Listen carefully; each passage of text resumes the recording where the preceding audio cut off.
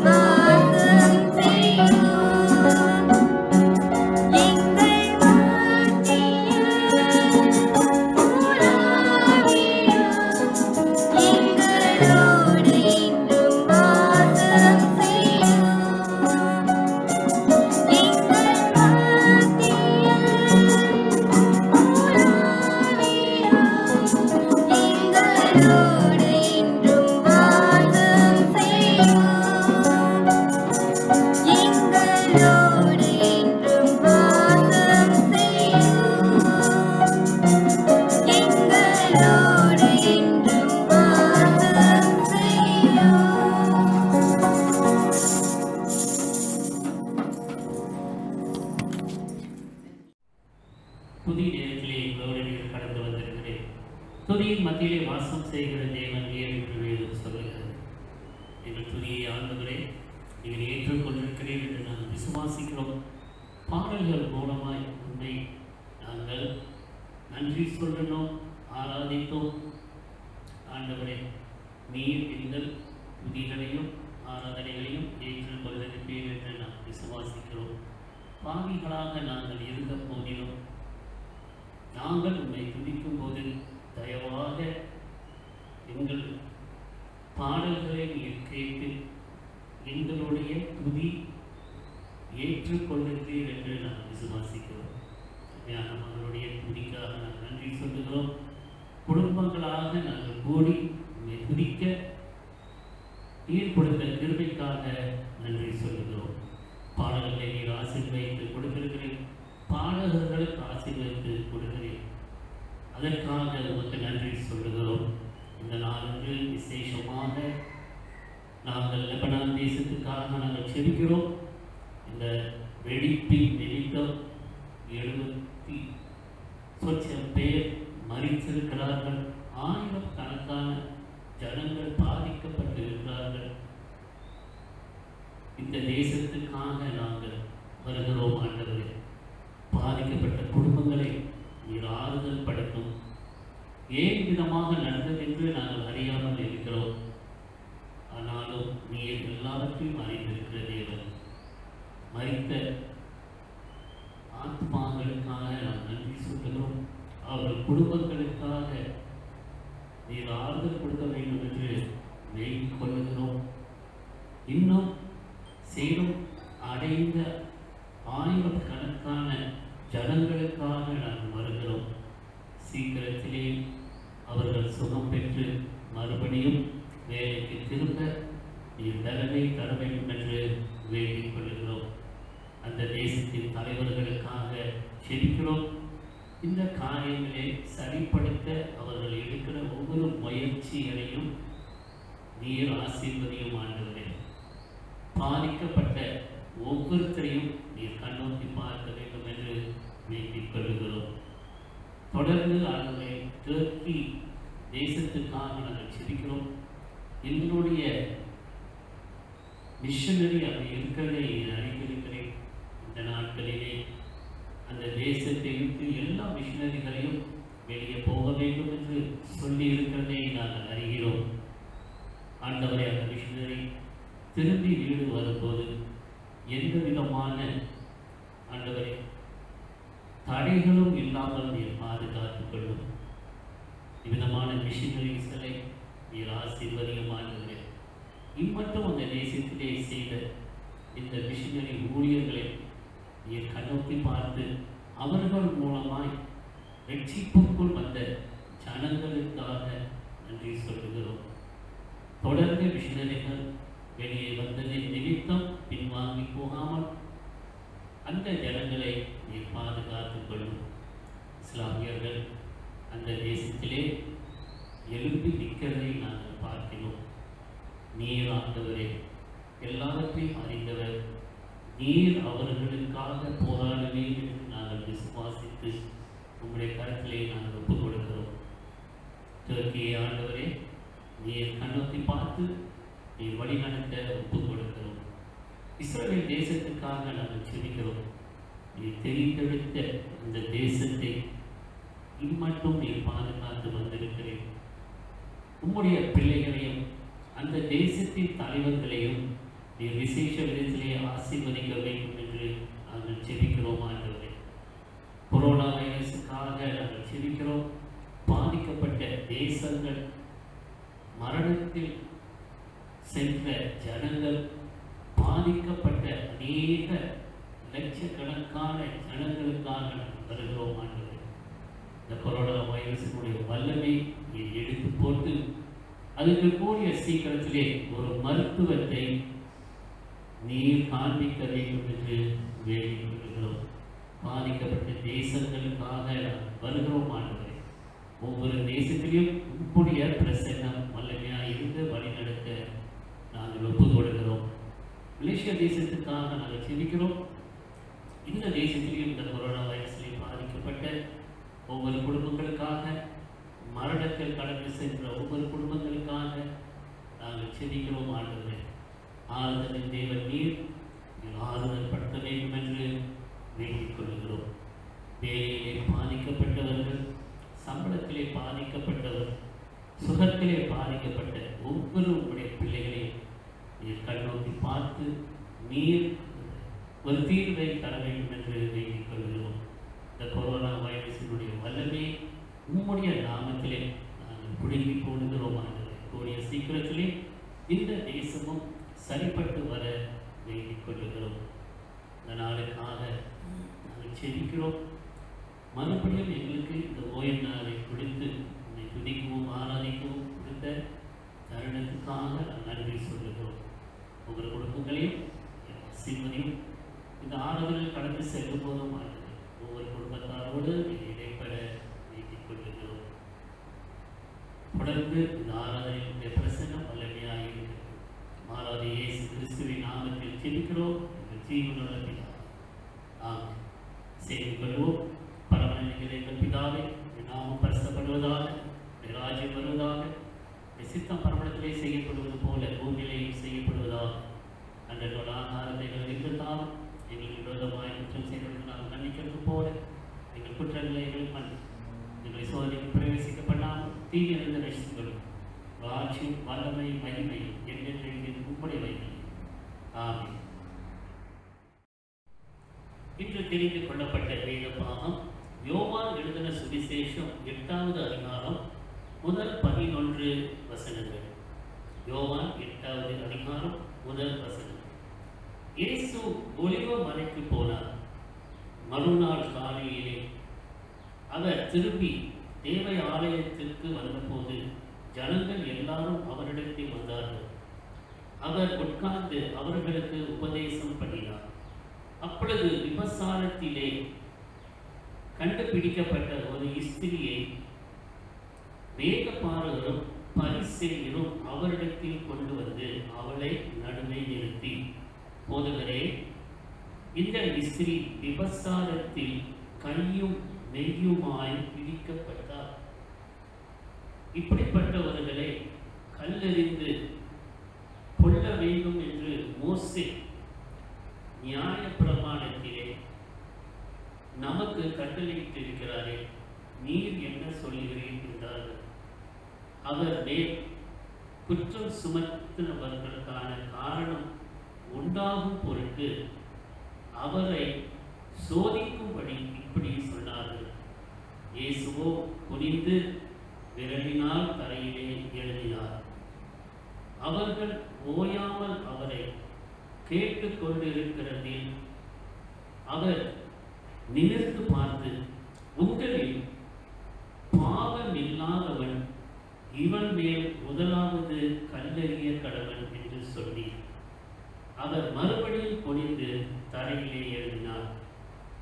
அவர்கள் அதை கேட்டு தாங்கள் மனசாட்சியினால் கடிந்து கொள்ளப்பட்டு பெரியோர்கள் முதல் சிறியோர்கள் வரைக்கும் ஒவ்வொருவராய் போய்விட்டார்கள். இயேசு தனித்திருந்தார். அந்த ஸ்திரீ நடுவே நின்றார். இயேசு நிமிர்ந்து அதை அந்த ஸ்திரியை தவிர வேறொருவனையும் காணாமல், ஸ்திரியை உன்மேல் குற்றம் சாட்டினவர்கள் எங்கே? ஒருவனாகிலும் உன்னை ஆக்கினைக்குள்ளாக தீர்க்கவில்லையா என்றார். அதற்கு அவள், இல்லை ஆண்டவரே என்றார்.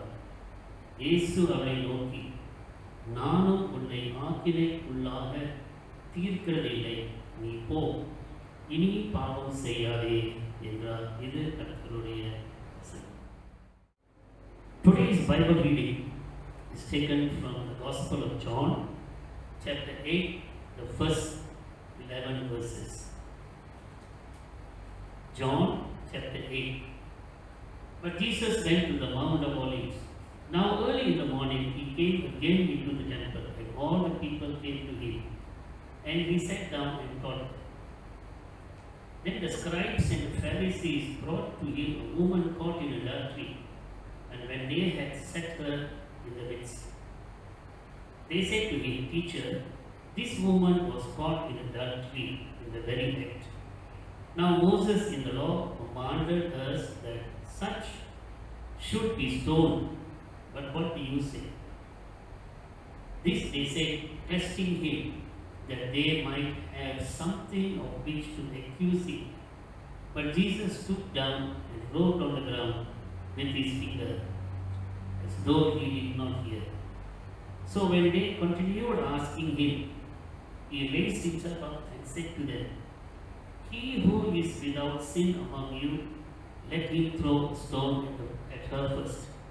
And again he stooped down and wrote on the ground.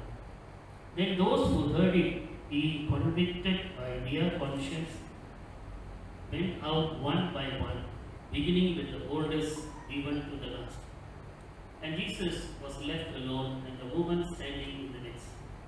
When Jesus had raised himself up and saw no one but the woman, he said to the woman, Where are those accusers of yours?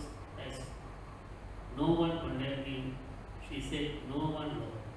And Jesus said to her, Neither do I condemn you. Go and sin no more. This is the word of the Lord. Amen. நாம் ஜெபிப்போம். அன்பின் ஆண்டவரே, இந்த வசனங்களுக்காக நாங்கள் நன்றி சொல்லுகிறோம். இந்த வசனங்களை நாங்கள் தியானிக்கும் போது நாங்களும் ஆண்டவரே தீர்க்கப்படாதபடிக்கு எங்களுடைய பாவங்களையும் நாங்கள் உணர்ந்து மற்றவர்கள் மேலே கை காட்டாமல் இருக்க கிருபைக்காகவும் அனைவருடைய கருத்திலே ஒப்புக் கொடுக்கிறேன். என் வாய் வார்த்தைகளோ நிர்ணயிக்கும் தியானம் உங்களுடைய சமூகத்தில் எப்படியாக இருப்பதாக. ஆமென். கர்த்தருடைய பரிசுத்த நாமத்துக்கு ஸ்தோத்திரம் உண்டாவதாக. எஃப்.பி. மேயர் ஒரு கிறிஸ்தவ எழுத்தாளர், அவர் சொல்லுகிறார், It's a terrible thing for a sinner to fall into the hand of his fellow sinners. ஐயா, ஒரு பாவி இன்னொரு பாவி கரங்களிலே விழுகிறது ஒரு பயங்கரமான ஒரு காரியம். காலத்திலே பார்த்தோம் என்றால் அநேகர் இவ்விதமான நிலைமையிலே இருக்கிறார்கள். பாவிகளை தீர்க்கிறதை பார்க்கிறோம். இந்த கதையை நாம் வாசிக்கும் போது இயேசு கிறிஸ்து இந்த விபச்சாரம் adultery அது செய்கிற ஒரு பெண்ணை கொண்டு வருகிறார் என்று பார்க்கிறோம். இந்த போதனைகளை நாம் தியானம் செய்யும் போது சில காரியம் நாம் இந்த பாகத்தில் இருந்து அறிந்து கொள்வது அவசியமாய் இருக்கிறது. இதுல என்ன முக்கியமான ஒரு வசனம் என்று சொன்னால், let him who is without sin cast the first stone. பாவம் இல்லாத ஒரு மனிதன் முதல் கல்லை போட வேண்டும் என்று சொல்லுகிறதை நாம் பார்க்கிறோம். ஆனால் அவர்களுக்கு அவ்விதமான சிந்தை இல்லாமல் இருக்கிறதை நாம் பார்க்கிறோம். விபச்சாரத்திலே கையில் களவுமாக பிடிக்கப்பட்ட இந்த பெண்ணை இயேசுவினிடத்திலே கொண்டு வருகிறார்கள் என்று நாம் பார்க்கிறோம். முதல் 3 வசனங்களை நாம் வாசிக்கும் போது இயேசு ஒலிவமலைக்கு செல்லுகிறார். அவர் திரும்பி வந்து தேவாலயத்திலே அவர் போதிக்கிறார் என்று நாம் பார்க்கிறோம். அப்பொழுது விபச்சாரத்திலே கண்டுபிடிக்கப்பட்ட ஒரு ஸ்திரியை வேத பாரகரும் பரிசேயரும் அவரிடத்திலே கொண்டு வந்து அவளை நடுவிலே நிறுத்தினார்கள் என்று பார்க்கிறோம். அப்போ இந்த பாகத்தை நாம் வாசித்து கடந்து செல்லும் போது கையும் கடவுமாக பிடிக்கப்பட்ட ஒரு பெண்ணை இயேசுவின் இடத்திலே கொண்டு வருகிறார்கள் என்று நாம் பார்க்கிறோம். கொண்டு வந்துட்டு ஆண்டவரிடத்திலே நடுவிலே நிற்க வைக்கிறார்கள் என்று பார்க்கிறோம். ஆனால் முதலாவது நாம் அறிந்து கொள்ள வேண்டியது, இந்த ஜனங்கள் யார்? இவ்விதமாக கொண்டு வருகிறதே எந்த விதமான ஜனங்களாய் காணப்பட்டார்கள்? பரிசேயரும் வேதபாரகரும் தான் அதை கொண்டு வந்தார்கள் என்று வேதத்திலே சொல்லப்பட்டிருக்கிறது. இவர்கள் யூத ஜனங்களுக்கு தலைவர்களாக இருந்தார்கள். நல்லா படித்திருப்பாங்க, நல்ல பெயர் பெற்றவர்களாய் இருப்பாங்க. ஆனால் அவர்களுடைய சிந்தை எப்படியா இருக்குது? எங்களுக்கு மோசேயினுடைய சட்டம் நல்லா தெரியும், அதனாலே நாங்கள் இவளை இந்த இடத்திலே கொண்டு வந்து உங்களுடைய பொண்ணாலே நிப்பாட்டி நீங்க என்ன சொல்றீங்க அப்படின்ட்டு கேட்கிற ஒரு நிலைமை. ஆனால் இன்னும் கேள்விகள் என்ன வருதுன்னு சொன்னால், இந்த பெண் யார்? பழி சுமத்துறவங்க பரிசேயரும் வேதபாரகரும். இந்த பெண்ணை கொண்டு நிப்பாட்டுறாங்க. இந்த பெண் யார்? இவ கல்யாணம் பண்ணவளா, இல்ல என்கேஜ்மெண்ட் பண்ணவளா? எந்த ஒரு காரியமும் அவளை குறித்து சொல்லப்படாமல் இருக்கிறதை நாம் பார்க்கிறோம். We do not know அவளுடைய ரிலேஷன்ஷிப் எப்படியாய் இருக்குது. இந்த ஜனங்கள் அவரிடத்திலே செல்லுகிறவர்கள் யாராய் இருப்பாங்க? முதலாவது பார்ப்போம் என்றால், பரிசேயரும் வேதபாரகரும் அவரை குற்றம் சாட்டுகிறார்கள். ஆனால் யார் இவர்கள்? இந்த பெண் யார்? வேதத்திலே அதை குறித்து சொல்லவில்லை. அடுத்த கேள்வி நம்ம அதை கேட்க வேண்டும் என்று சொன்னால், எப்படியாக இந்த பெண்ணை இந்த விபச்சாரத்திலே இவங்க பிடிச்சாங்க?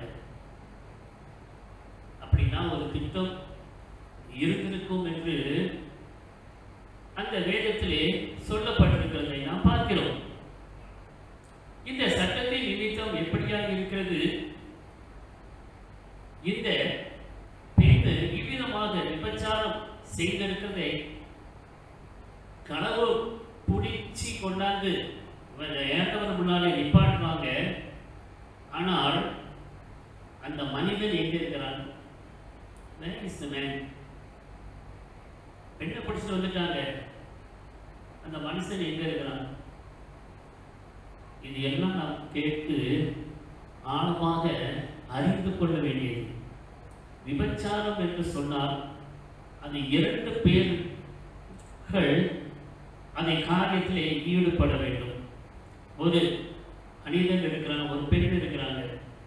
இவங்க தகாத உறவிலே கடந்து செல்லும் போது அதுதான் விபச்சாரம் என்று சொல்றாங்க. பெண்ணை பண்ணாங்க, ஆனால் அந்த ஆண் எங்க போனான்? இது ஒரு சதியா இருக்கும் என்று நம்ப வேண்டிய ஒரு சூழ்நிலை. அப்போ இந்த 4 கேள்விகளை நம்ம கேட்கும் போது, இந்த பெண் யார்? அந்த மனிதன் யார்? குற்றம் சாட்டுகிறவங்க யார்? இது எல்லாம் நாம் அறிந்து செல்லும் போது இந்த பாகத்தை நாம் நன்றாக அறிந்து கொள்வதாய் காணப்பட வேண்டும். 2வது காரியம் என்ன என்று சொன்னால், அவரை பிடிக்கிறதுக்கு ஒரு வலையை வீசின மாதிரி இருக்கும். அவர் என்ன சொல்றாரு? எனக்கு இவ்வளவு தெரியும், ஆனாலும் இயேசு கிறிஸ்து என்ன சொல்ல போறார் என்று சொல்லி அதை வைத்து அவங்க அவர் மேலே குற்றம் சாட்டுகிறதற்கு வகை தேடிக் கொண்டு இருந்தார்கள் என்று பார்க்கிறோம். அதனாலே என்ன சொல்லுகிறார்கள்? 4ஆம் வசனம், 5வது வசனம், 6வது வசனம் முதலில் நாம் பார்க்கும்போது கேட்கிறார், போதகரே, இந்த பெண்ணை நாங்கள் விபச்சாரத்திலே கண்ணு கடவுள் நான் பிடிச்சிட்டோம். இங்கிலீஷ்ல எப்படி சொல்லுது? இந்த நிறைய.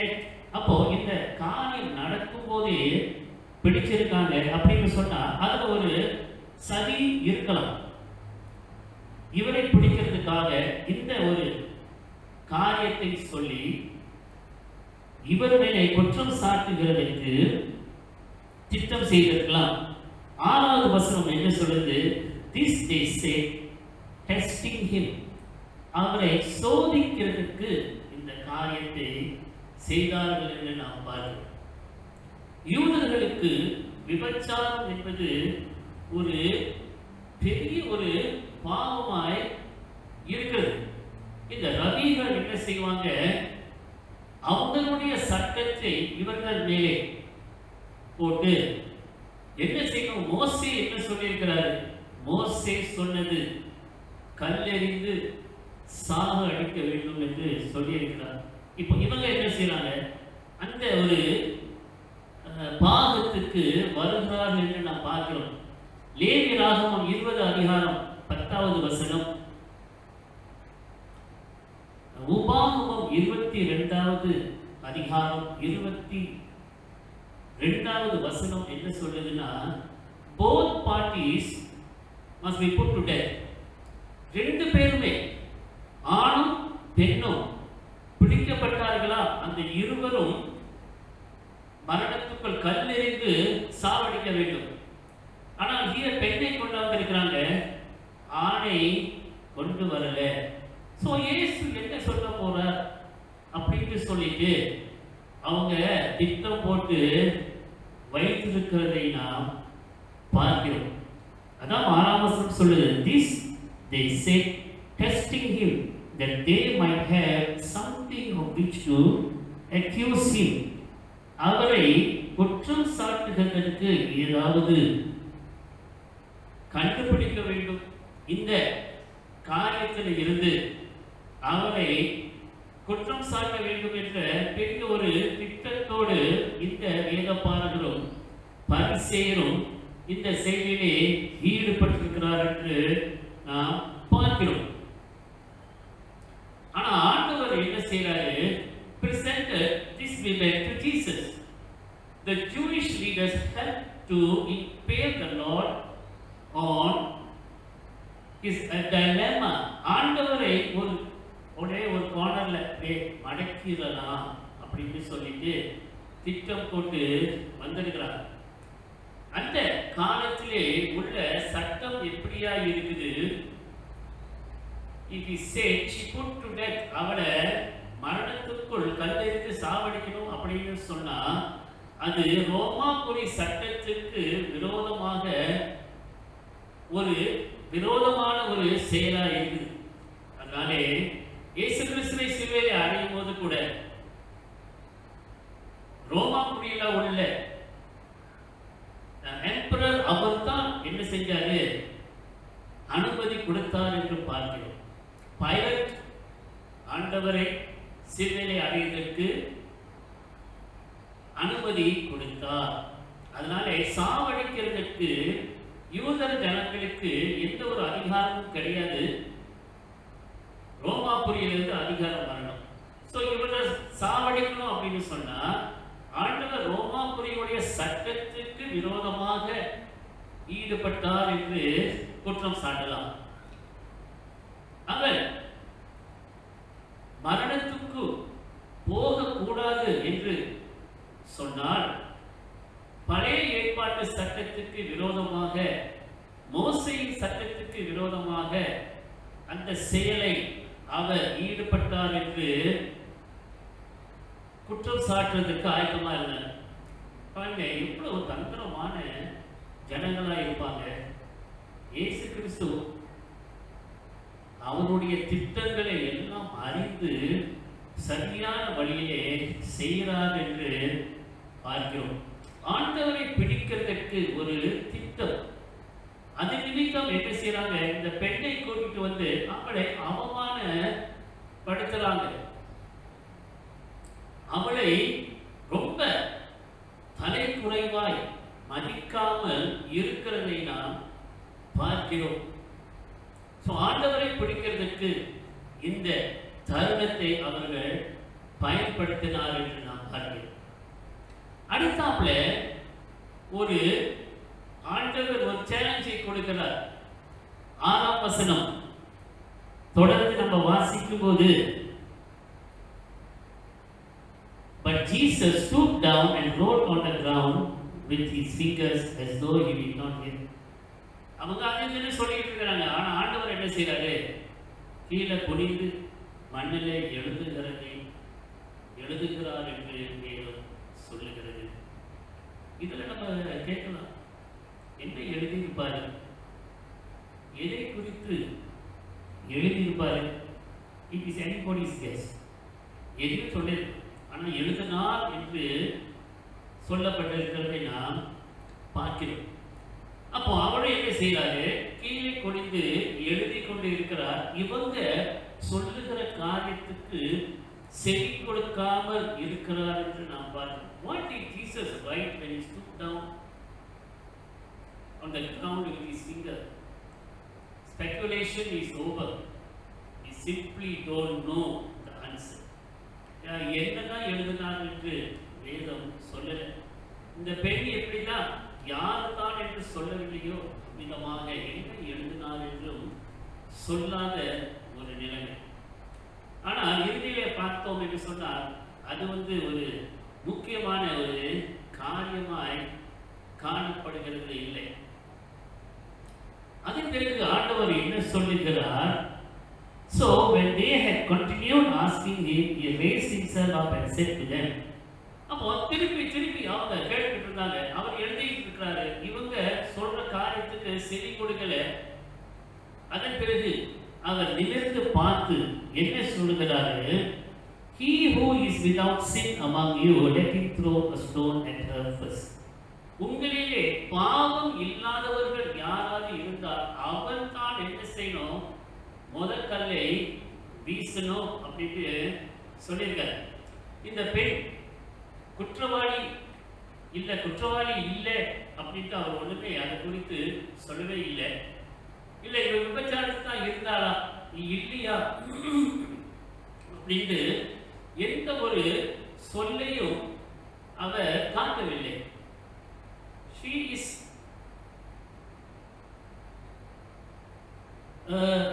an accuser standing in front of Jesus.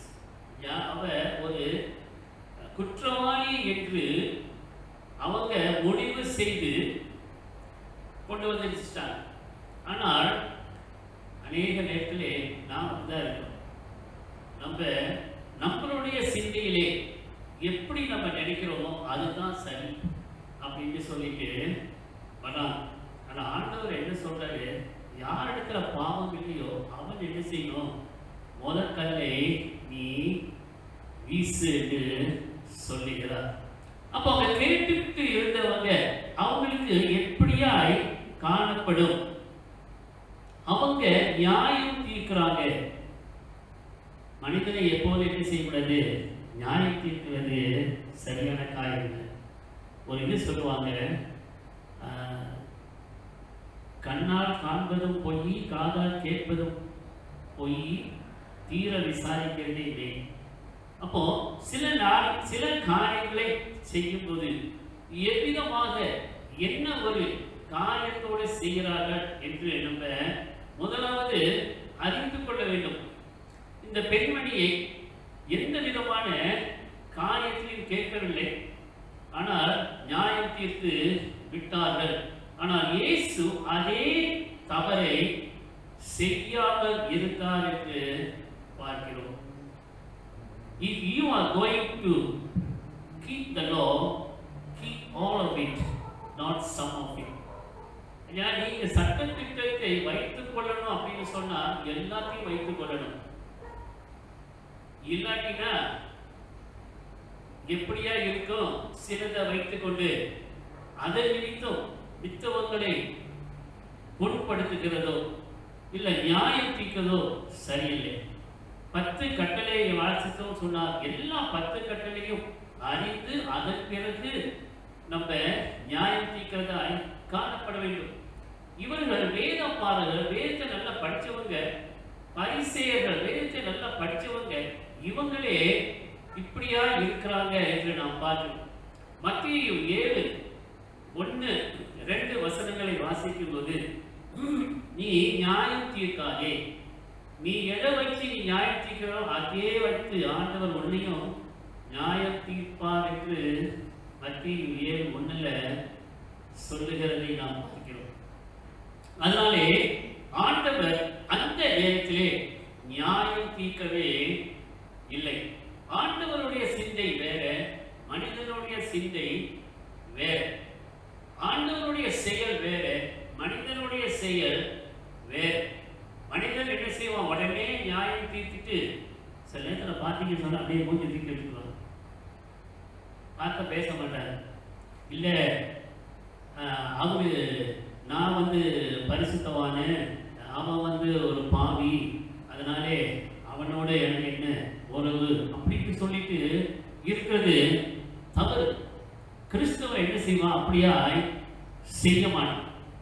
The inner thought of a man was written on his forehead. ஐயா, உள்ளான நோக்கங்கள், சிந்தைகள் எழுதப்பட்டு இருந்துச்சு அப்படின்னு சொன்னா அவன் ஒரு தொப்பிக்கை போட்டு மூடி கொள்வான். நெத்தியிலே அந்த எழுதி இருக்கிறதை காட்ட மாட்டான்.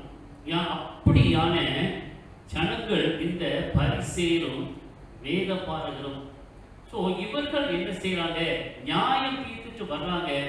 இயேசு கிறிஸ்து நியாயம் தீர்க்க அவர் சித்தம் கொள்ளவே இல்லை என்று பார்க்கிறோம். அதான் இயேசு கிறிஸ்து, அதுதான் மனிதன். இவ்வளவுதான் நிறைய வித்தியாசம் காணப்படுகிறது. 4வது காரியம் என்ன என்று சொன்னால், ஒரு மன்னிப்பு ஆண்டவர் கொடுக்கிறார். 10ஆம் அதிகாரம் 10ஆம் வசனம் 11வது வசனம் வாசிக்கும் போது, and when Jesus had raised himself up and saw that no one, ஆண்டவர் என்ன செய்றாரு? குனிந்து எழுந்திக் கொண்டு இருக்கு, அண்ணாந்து பார்க்கிறார். பார்க்கும்போது அந்த பெண் ஒண்டிதான் நிற்கிறார். மித்தவங்க எல்லாரும் போயிட்டாங்க. ஆனா வேதம் எப்படி ஆயி சொல்லுது? But when Jesus had raised himself up and saw no one but a woman, ஐயா, அந்த பெண்ணை ஒண்டிதான் அவர் பார்த்தார். அதை பார்த்துட்டு அந்த பெண்ணை பார்த்து கேட்கிறாரு, பெண்ணே, உன்னை குற்றச்சாட்டாங்களே, அவங்கெல்லாம் எங்கே அப்படின்னு கேட்கிறார். பாருங்க, குற்றம் சாற்றுவதற்கு முன்பதாக என்ன செய்யணும்? அவங்களுடைய சிந்தையை நம்ம அறிந்து பாருங்க. And Jesus was left alone. ஆண்டவர் அந்த பெண்ணோடு தனியாக இருக்கிறதை நாம் பார்க்கிறோம். He raised himself up and saw no one but a woman. பெண் ஒன்றுதான் நிற்கிறார். இன்னைக்கு எல்லாரும் உன்னை குற்றச்சாட்டினவங்க எல்லாரும் எங்க? வேற யாரும் உன்னை கண்டெம் பண்ணவில்லையா அப்படின்ட்டு கேட்கிறார். அதனால் அவங்களுக்கு ஏன் அப்படி எல்லாம் போயிருப்பாங்க? அவங்களுடைய குற்ற உணர்வு அவங்களை குத்திடணும். நானே சரியில்லை, நானே இப்படி இருக்கிறேன், நானே இவ்வளவு பாவத்துக்குள்ள இருக்கிறேன், மித்தவங்க மேல நான் எப்படி போய் கல் எறிகிறது? அவ்விதமான ஒரு சிந்தை அவர்களிடத்திலே வந்திருக்கும். அதனாலதான் என்ன சொல்றாரு? உன்னிடத்திலே பாவம் இல்லாதவன் முதல் கல்லை வீசட்டும். அப்படின்னா அவங்களுடைய சிந்தை என்ன?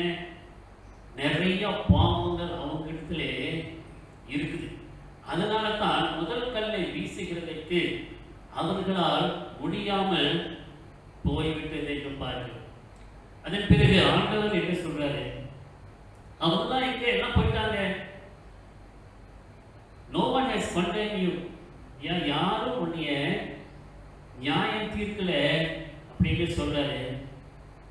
அதன் பிறகு முக்கியமான ஒரு வசனத்தை அவர் என்ன சொல்லுகிறார் என்று சொன்னால், neither do I condemn you. ஐயா, அவங்க என்ன செய்யல? உங்களை நியாயம் தீர்க்கல. அவங்களே அவங்க குற்ற உணர்வை உணர்ந்துட்டு போய்விட்டாங்க.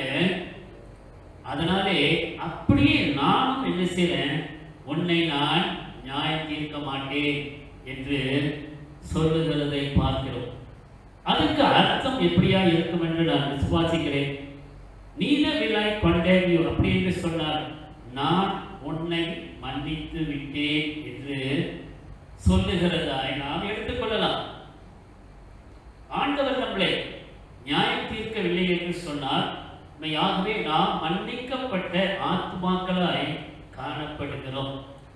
ஆனால் அதன் பிறகு அவர் இன்னொரு காரியத்தை சொல்லுகிறதை நாம் பார்க்கிறோம். And sin no more. இதுவரைக்கும் உன்னை நான் நியாயம் தீர்க்கல, உன்னை நான் மன்னித்து விட்டேன், ஆனால் இது முதல் நீ பாவம் செய்யாதே என்று அந்த பெண்ணுக்கு ஒரு விடுதலை கொடுக்கிறார் என்று நாம் பார்க்கிறோம். இந்த பரிசேயர் வேதபாரகர்கள் மூலமாய் சட்டத்தை பயன்படுத்தி அந்த பெண்ணை அப்படியே அமுக்கினார்கள் என்று நாம் பார்க்கிறோம். ஆனால் இயேசு கிறிஸ்து அதே பெண்ணை பாவத்தில் இருந்து மன்னித்து அவளுக்கு ஒரு விடுதலை கொடுத்து என்ன ஒரு கண்டிஷன் கொடுக்கிறாரு? And sin no more. மறுபடியும் என்ன செய்யாத, நீ செய்ததை நீ மறுபடியும் செய்யாத. அதுதாங்க ஆண்டவருடைய சித்தம். அதுதான் ஆண்டவருடைய குணாதிசயமாய் காணப்படுகிறது. ஆண்டவர் மனம் இறங்கி பாவிகளை மன்னித்து ரட்சிக்கிறவராய் இருக்கிறார். அந்த மாதிரி தன்மை நம்மளிடத்திலே கண்டிப்பா வராது. ஏன்னா அநேகர் எப்படி இருப்பாங்க, I am better than you, I know more than you, I am wealthier than you, I am more intelligent than you அப்படின்னு என்ன செய்யறாங்க, கம்பேர் பண்ணி பார்ப்பாங்க. ஆனா அவங்களுடைய செயல்களை மறந்து விடுவாங்க, மித்தவங்க மேல கண்ணை வைத்திருப்பாங்க. அதே தான் இந்த பரிசை. என்ன, அவங்க கண்ணில் பெரிய ஒரு லோகம் இருந்துச்சு, அதை பார்க்கல. அந்த பெண்ணுடைய வாழ்க்கையில ஒரு சின்ன துரும்பு இருந்துச்சு, அதை பார்க்கறாங்க. நாம் இப்படி கிறிஸ்தவர்களாக நாம் இருக்கும்போது நாமும் என்ன செய்யணும்? மன்னித்து விடுகிற ஒரு தன்மை நம்மிடத்திலையும் இருக்க வேண்டும். நம்ம நியாயம் தீர்க்கிறதுக்கு யார்? Judgement belongs to God. நியாயம் தீர்ப்பு ஆண்டவருக்கு சொந்தமானது. ஆனால் மனிதன் என்ன செய்யறாரு? அவரு நியாயம் தீர்த்துட்டு நல்ல பேர் வாங்கிட்டு போறதை நாம் பார்க்கிறோம். And sin no more. இதான் ஆண்டவருடைய வார்த்தையாய் காணப்படுகிறது. No one man can condemn you, but Jesus will forgive you. So அமிதமான ஒரு சிந்தையிலே நாம் கடந்து செல்லுகிறவர்களாய் காணப்பட வேண்டும். இந்த பெண்ணினுடைய கதையை நல்லா வாசித்து பாருங்க, தியானம் செய்து பாருங்க. அநேக சத்தியங்கள் ஆண்டவரை குறித்து நாம் அறிகிறதாய் காணப்படுகிறது. ஒன்று நாம் என்ன செய்ய வேண்டும்? He who is without sin. பாவிகள் எல்லாரும் பாவிகள் தான். ஆனாலும் நியாயம் தீர்க்கிறது ஆண்டவருடைய அவருடைய சித்தமாய் இருக்கிறது. அதனால நம்முடைய வாழ்க்கையை பாதுகாத்துக் கொள்வோம். ஆண்டவர் பாவம் செய்தால் மன்னித்திருக்கிறார். ஆனால் இதே பாவத்தை மறுபடியும் செய்யாமல் பாதுகாத்துக் கொள்ள வேண்டியது நம்மளுடைய கடமையாய் இருக்கிறது. ஜெபம் செய்வோம். அன்பின் ஆண்டவரே, விபச்சாரத்திலே பிடிப்பட்ட இந்த பெண்ணை குறித்து நான் தியானம் செய்தோம். ஆண்டவரே, உண்மை சோதிக்கிறதுக்காக இவ்விதமாக செய்தார்கள் என்று நாம் பார்க்கிறோம். ஆண்டவரே, நீர் பரிசுத்தமானவர், நீர் மகிமை நிறைந்தவர், நீர் கிருபை நிறைந்தவர். இந்த சாதாரண பரிசேயர் வேதபாரகர்கள் உண்மை சோதிக்கிறதற்கு இந்த பெண்ணை முன்னுக்கு கொண்டு வந்து அவளை அவமானப்படுத்தி நியாயம் தீர்த்து இப்படியாக செய்தார்கள் என்று நாம் பார்க்கிறோம். ஆனால் நீர் ஆண்டவரே அவர்களுடைய பாவங்களை உணர வைத்திருக்கிறேன், அவர்களுடைய செயல்களை உயர்த்த நினைக்க வைத்திருக்கிறேன். இந்த பெண்மையை கவனம் செலுத்தாமல் இந்த நியாயம் தீர்த்த வந்தவர்களுக்காக ஆண்டவரே அவர்களை நீர் குற்றங்களை உணர வைத்து இந்த பெண்ணை நீர் மன்னித்து நீர் அனுப்பிவிட்டீர் என்று நாம் பார்க்கிறோம். ஆண்டவரே, நீர் கிருபை நிறைந்தவராக, நாங்களும் அநேக பாவங்களை செய்திருக்கலாம், ஆனாலும் நீர் மன்னித்து எங்களையும் ஆண்டவரே சரியான சத்தியங்களை வழிநடத்த சித்தம் கொண்டிருக்கிறேன். அதே பாவங்களை மறுபடியும் செய்யாமல் எங்களை பாதுகாத்துக் கொள்ளும். இந்த நேரத்துக்காக நன்றி சொல்லுகிறோம், உடைய வசனத்துக்காக நன்றி சொல்லுகிறோம். தொடர்ந்து ஆண்டவரை இறுதி வரைக்கும் உடைய பிரசன்னம் எங்களை வழிநடத்த வேண்டிக் கொள்ளுகிறோம். இயேசு கிறிஸ்துவின் நாமத்தில் ஜெபிக்கிறோம் எங்கள் ஜீவனுள்ள பிதாவே, ஆமென். கர்த்தருக்கு ஸ்தோத்திரம். Enggalanku I David. I am Aldoan. Lilian. I'm very well one. Nan David ane ada tambi. Nanggal 10 sabale irikirom. எல்லாரும் அறிந்த வண்ணமாக இந்த 2020 ஆண்டு கோவிட்-19 வியாதியின் தாக்கம் அதிகரித்து வருகிறதால் அநேக ஊழியங்கள் தடைப்பட்டு கொண்டு வருகிறது. ஆனாலும் அதன் மத்தியிலும் கர்த்தரின் கரம் அதிசயமான வழியிலே நம்மை நடத்தி கொண்டு வருகிறது. தெய்வ கிருபையால் அநேக ஊழியங்கள், வித்தியாசமான ஊழியங்கள், புதிய வழிகளிலே கர்த்தர் இந்த செப்புலூர் சபா மாநிலத்தில் நடத்தி கொண்டு வருகிறார். பாருங்கள், நாம் இந்த சிறிய காணொளியை காண்போம்.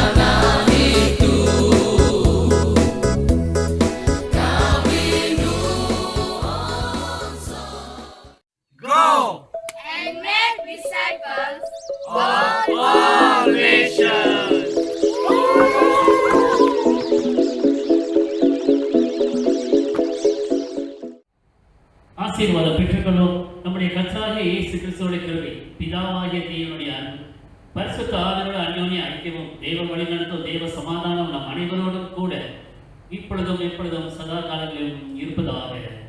ஆமென், ஆமென், ஆமென். எல்லாரும் சேர்ந்து என் ஆத்மாவே கர்த்தரை ஸ்தோத்திரி, என் முழு உள்ளமே பரிசுத்த நாமத்தை ஸ்தோத்திரி, என் ஆத்மாவே கர்த்தரை ஸ்தோத்திரி, கர்த்தர் செய்த சகல உபகாரங்களையும் மறவாதே. ஆமென். ஷாலோம் அலைக்கும். கர்த்தர் உங்களை உண்மையாய் ஆசீர்வதிப்பாராக. தொடர்ந்து ஆண்டவருடைய பிரசன்னம் உங்களை வழி நடத்தும். ஆமென். அறிவிப்பு. இன்று காலையிலே 11 மணிக்கு NW உடைய AGM நடைபெற இருக்கிறது. எல்லா பெண்களும் வந்து கலந்து கொள்ள வேண்டும் என்று வேண்டிக் கொள்கிறீர்கள். 12ஆம் தேதி சாயங்காலம் முதியோர்களுடைய AGM நடைபெற இருக்கிறது. முதியோர்கள் வந்து கலந்து கொள்ளுங்கள். 70 வயசுக்கு மேலே உள்ளவர்கள் யாராவது இருந்தால் தயவுசெய்து நீங்கள் சொல்லிடுங்க. அதுக்கு விசேஷமான ஒரு செயல் நம்ம செய்ய வேண்டியதாக இருக்குது. SOP சட்டம் இன்னும் அமலுக்குள் இருக்கிறது. 70 வயசுக்கு மேலே உள்ளவங்க சபைக்கு வர முடியாது. 12 வயசுக்கு கீழே உள்ளவங்க சபைக்கு வர முடியாது. திட்டப்படி அடுத்த மாதம் முதல் ஞாயிறன்று நம்மளுடைய ஆராதனையை ஆரம்பிக்க இருக்கிறோம். ஜெபித்துக் கொள்ளுங்கள். மறுபடியும் MCO வராமல் இன்னும் அநேக கேசஸ் ரொம்ப இன்க்ரீஸ் பண்ணி வராமல் இருக்க வேண்டும் என்று ஜெபம் பண்ணுங்க. ஜனங்கள் SOPயை சரியான முறையிலே அதை பின்பற்றி வருகிறதற்கு அந்த விதமான ஒரு தன்மை அவர்களிடத்திலே இருக்க வேண்டும். அதற்காண்டி நீங்கள் ஜெபம் பண்ணுங்க. லெபனான் தேசத்துக்காக ஜெபம் பண்ணுங்க. லெபனான் தேசத்திலே அது என்ன வெடிப்போ தெரியல, குண்டு வெடிப்பா இருக்காது, ஏதோ ஒரு கேஸ்னால வெடித்து 78 பேரும் இப்போ மறித்திருக்காங்க. 1000 கணக்கு நபர்கள் சேதப்படுத்தப்பட்டிருக்கிறார்கள் என்று செய்தியில் சொல்லப்பட்டிருக்கு. அந்த தேசத்துக்கான ஜெபிக்கும். டர்க்கியிலே நம்மளுடைய மிஷனரிஸை வெளியே போக சொல்லிட்டாங்க அரசாங்கம். எந்த ஒரு கச்சரவும் இல்லாமல் சுயபத்திரமாய் மறுபடியும் நம்ம தேசத்துக்கு வந்து சேர்க்க வேண்டும். அதற்காக நீங்க ஜெபம் பண்ணுங்க. நம்மளுடைய சபை ஜனங்களுக்காக ஜெபம் பண்ணுங்க. ஆராதனை ஆரம்பிக்கிற நேரத்திலையும் எந்த விதமான தடைகள் இல்லாமல் நடக்க ஆண்டவரை நோக்கி நாம் ஜெபம் செய்வோம். உண்மையாகவே ஆண்டவர் நம்மளை எல்லா விதத்திலையும் பாதுகாத்து ஆசீர்வதித்து வருவார் என்று விசுவாசியுங்க. தேவனுடைய பிரசன்னம் உங்களை வழி நடத்தும். ஆமென்.